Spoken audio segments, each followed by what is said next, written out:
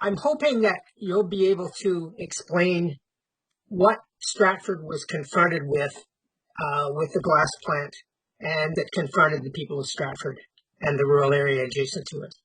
I first learned of this issue in early November when I got a phone call from a local activist who asked if I had heard of it, and I looked it up, discovered what I found was a pretty big, going to be a pretty big issue, and I wrote an op-ed for the local paper. Does Stratford need a glass factory? And as by chance, that op-ed came out on the weekend that the city announced it was holding public consultations on the Tuesday. I registered, as did a whole bunch of other people. And in the meantime, Susan of Get Concerned was contacted as well, because people knew that the town of Guelph-Hermosa had successfully stopped this. And Susan also advised us that the Wellington Water Watchers were a big part of having to deal with this issue. And so in the course of about 3 or 4 days, I found out more than I needed ever to know about it, and found out who all these wonderful people were that eventually became Get Concerned with Stratford. Hermosa situation, like the Stratford situation, the residents of the municipality woke up one morning to be surprised by a media announcement that Xinyi would be building a massive float glass plant. And there had been no public consultation. It was being supposed to be erected on farmland and was going to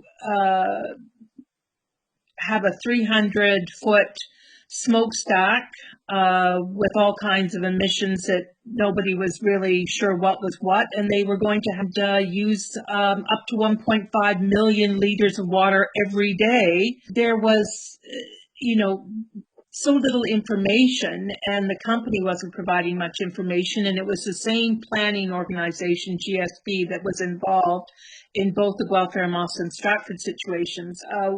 Long story short, we managed to remind the municipality that there were zoning bylaws which did not, that covered dry use only in that area, which meant that technically Xinyi was way above the mass of water, the volume of water that needed any kind of definition of dry use.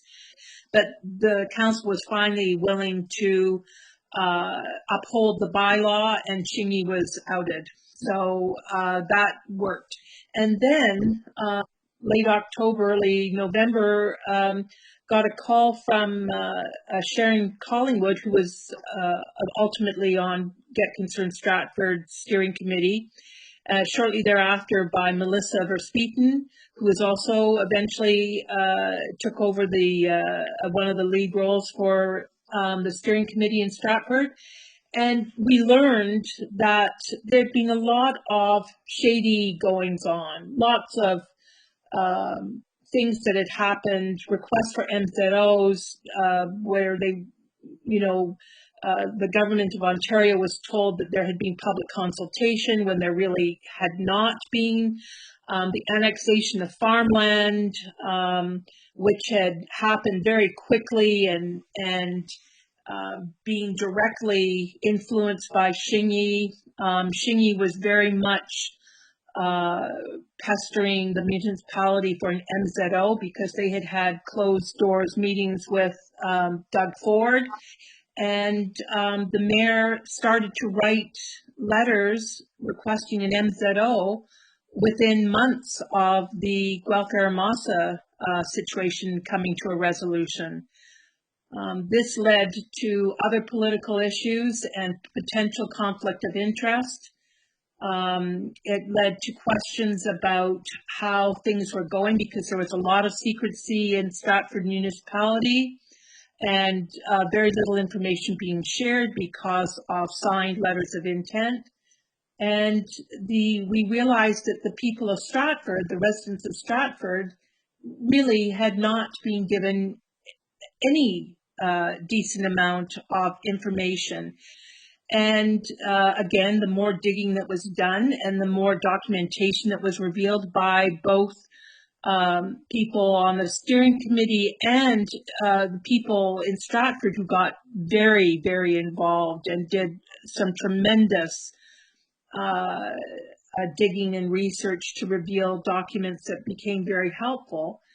The whole thing, and on top of that, with this MZO being imposed under really fraudulent conditions, that there was no way the municipality could carry on in good faith, talking about a cost-sharing agreement, a $6 million cost-sharing agreement with Xinyi.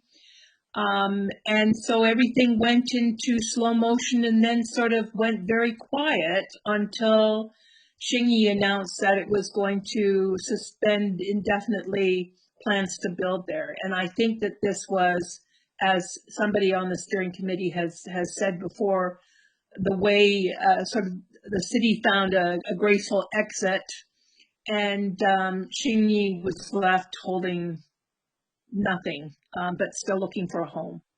There's a couple of things I want to ask about that. One is there's obviously a role here that the provincial government played by providing a ministerial zoning order in MZO. And that was at the request of the mayor of Stratford, but it is the key piece because it means that you can't do any, there's no requirement for any public process once that MZO is issued. Essentially, the municipality wanted to circumvent the planning process, the rightful planning process, and impose this MZO, which would have stopped any public consultation or any of the significant requirements of normal planning process, which you have heard about and seen and know. So yes, it was a misuse of an MZO, but the Ford government is using MZOs willy-nilly, and we're all seeing this. And that's certainly one of the things that we've seen in Hamilton as well, and we're seeing them happening in other parts of the province. I think there's been about 40 issued so far by the Ford government. Very unusual in use of that long-standing process, but very rarely used in the past. And Don, Mike should say something here because he interviewed the Stratford mayor several times. He spoke with the Randy Pettipies, the MPP, and Mr. Nader, the MP, about this entire situation and has insight to offer. This Xinyi was, I'm beginning to think, because they were turned down in Guelph Hermosa, they kind of looked for how do we avoid getting turned down in the next town, and came up with the idea of an MZO in this circumstance. And it was they that put the idea of the MZO into the head of the mayor. And this was probably the first instance of this government getting the idea of an MZO for regular zoning process. I think if it had been issued back in September or November of 2018 when it was first asked for, it would have been the first one of many now.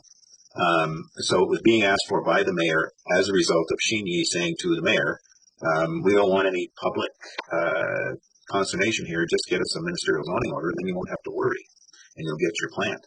Followed a behind closed doors meeting with Doug Ford, which happened immediately after Xinyi was turned down in Guelph Hermosa. So Xinyi and its planner lobbied both Ford and Minister Clark directly, and in doing so violated the integrity of the lobbying regime in Ontario because they did not register as lobbyists, they just lobbied. Why we found out about this stuff was because the mayor and the minister were pointing fingers at one another over whose fault was the MZO. The mayor was trying to leave the town with the impression that, oh gee, this MZO came out of the sky, I didn't expect it, because nobody had seen his letters. So as soon as he said that, the ministry issued the letters that he'd written and said, whoa, wait a minute, he asked for it. It wasn't us, they wanted it. And in fact, as a result of an FOI, we now have a bunch more letters back and forth in which the ministry first turned it down in March of 2020, and then turned it down again in April of 2020. And both times the mayor wrote petulant letters seeking the MZO, saying, we have to have this, we have to have this. And in one of those letters, the ministry said, use the regular planning process. Now, if they'd started with the regular planning process back in September of 2018, they'd have been done long ago. And it would have been very, very difficult for the public to actually do anything about it. So they did not, they chose not to. They signed a non-disclosure agreement with Xinyi. They signed 2 letters of intent with Xinyi that we found out because the city admitted it on their own website, not because they released them, just that they admitted it. And then these letters, which show that it was the city that was seeking the MZO, not the minister. In our conversations then with the MPP, he reiterated that, hey, it's not my fault. You guys asked for it. And but if you don't want it, all council has to do is ask the minister to revoke it, and he'll revoke it. No questions asked. Okay. So that's what's happening next, is that one of the councillors is putting forward a motion to ask the minister to revoke the MZO. So that would finish the task of stopping this thing. Right. And they technically, because they have their MZO, they have the zoning they need. All that's in the way is the site plan agreement and the cost sharing agreement. And the cost sharing agreement is what made it have to be public, because the cost sharing agreement was not something they could hide in a closed door meeting. They actually, because they're going to be spending taxpayer dollars, they had to actually come out of the closet, as it were, and talk publicly about spending $6 million of Stratford's money to assist a float glass manufacturer get water and sewer services. So what riled the public here, what got people to be so vociferous, it wasn't just that they didn't want a glass plant. They were pissed about the process, really pissed about the process, like 2.5 years of working in secret. And so the secrecy is what galvanized the community to be upset. And then in dribs and drabs, we found out more and more about the organization of Xinyi Glass. They are a Cayman Islands company with all the directors being corporations in the British Virgin Islands. So if anything ever happens, once they've built it here, you can't go after anybody for compensation because they're hidden behind corporations in the British Virgin Islands. We found on, sometimes in Mandarin, and we had people helping us with the Mandarin, stuff on Xinyi's websites in China that indicated how little they were going to be paying people here, because they were telling their investors how little the labor costs would be, way lower than the fellow from GSP suggested they were going to pay. They steadfastly refused, when specifically asked by the city, how much greenhouse gases will this plant emit? They refused to say. And we know roughly how much it was going to be. It's going to be about 1.5 times as much as the entire city of Stratford now emits. And so that fact got some wavering councillors to be upset. We didn't need to do a whole lot more. They were phoning the mayor and the councillors to the point where the councillors had to turn off their phones. They literally would not answer their phones anymore because they knew it was going to be about this. We printed a bunch of lawn signs and put them up, and then ran out and had to print more, and ran out again and had to print more. People wanted these things. They wanted to show their upset. So ultimately, several things worked in concert to make this happen. One was the secrecy. 2 was the kind of hidden cloak of corporate hiding that the company was in. 3 was the cost that was going to happen, but I warned, get concerned, don't focus on the cost, because Xinyi will come up with that $6 million in a heartbeat if that's your only issue. The real issue is, do we want this in Stratford? People started to wonder, Stratford is a festival town. Does this make us a glass town instead? Because the size, when you look at the physical size of this factory, it dwarfs anything that's already existent in Stratford. It's the size of a fairly large auto manufacturing plant. Nothing in Stratford anywhere near that. Stratford only has 32,000 people. So this was going to be big. And the 5th thing was the wonderful organizational capacity of the Wellington Water Watchers and the people who'd come with Get Concerned from Welfare Mosa. They knew their way around organizing like no tomorrow. It was great. And being COVID, lots of people signed up for Zoom meetings. Don't have to go out in public. We had 600 people at Zoom meetings. What other kinds of things do you think were innovative there that other people might want to pick up when they encounter an MZO in their community?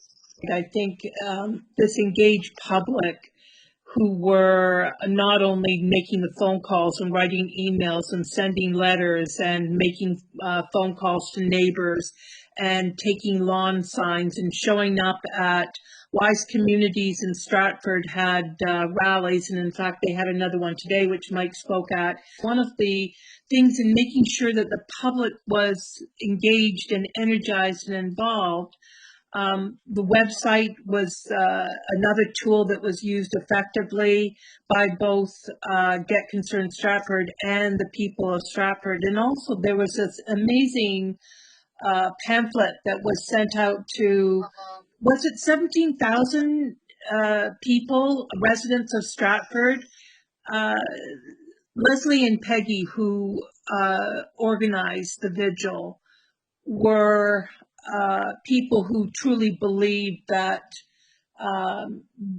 this kind of lack of transparency and secrecy and a very corrupted process was not acceptable, and that they needed to make a physical presence to make sure that people, passersby, the municipality, the government, knew that people were not taking this for granted, were not going away, were not disappearing. And they showed up in some of the coldest weather we've had, day after day, for I think it was 36 days in a row, educating, talking, making their presence known. And they were very effective because you couldn't run away from seeing them. They were right on the steps of City Hall and right in the Market Square area of Stratford. And they were phenomenally good. But I think we also had, I think it was 7 public meetings on Zoom. And as Mike said, they were well attended, and both by all parties, business people. The small businesses, I think, got overlooked for a long time, and then they started to show up by people that really spoke to the breadth of interests and work and focus in this incredibly creative and capable city. And it was just a phenomenal thing. They were supportive both in terms of presence and in terms of finance and in terms of energy to ensure, do whatever it took to stop this. Another of the things that we did was we held public meetings outdoors in spite of COVID. So these were rallies, an hour long, limited to 100 participants, so you had to register, and if there were more than 100, you couldn't come. You had to walk around the street. And Lorena McKenna, who is a force to be reckoned with in Stratford, she's quite a famous singer-songwriter, started her own organization called Wise Communities, which has existed for some time. And her focus at first was the lack of democracy, the lack of transparency. And she organized these rallies that 100 people showed up at. Even when COVID was such that we couldn't have more than 10 people, she organized a rally of boots, where she put boots on the square with little signs in them saying no to Xinyi, and held a rally anyway. And what those public things did was gave us a focus for the press. And they were, like, for any of the groups out there that are looking to try and change what happens, don't underestimate the power of the press. It's very powerful, and they're looking for good news stories with people in them. They want shots of people. So the Vigilistas became the focus of several of the stories, which was a testament to their doggedness and determination in the spite of the cold. When people suggested to me that somebody should do a vigil, I went, I'm not standing on the cold. Anything else that either of you would like to add to that I haven't asked a question about, but that you think would be helpful or informative? I think that in addition to engaging and maintaining the energy and interest of the public, we also reached out. We had an outreach, couple of outreach meetings with members of the public that members of the steering committee who lived in Stratford recommended names of people who should be invited to attend that particular Zoom meeting. And it was again a cross section of people, and we listened to them as well. I mean, the importance of engaging the public can never be underestimated. And I think what Mike is saying about don't underestimate, the power of the press is absolutely right, because the fact that we had both local news organizations, radio, television, newspaper, and then we got national coverage by the Toronto Star, really just kept the issue, exactly where we wanted it to be. It was always simmering. And the other element which I've not mentioned, there is something to be said about engaging an environmental lawyer like David Donnelly, who truly knows his stuff. He supports grassroots organizations, and I don't think grassroots organizations can ever be underestimated either.